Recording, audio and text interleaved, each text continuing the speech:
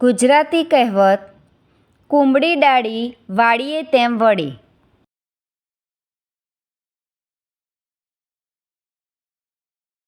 કુંબળી ડાળી વાળીએ તેમ વળે.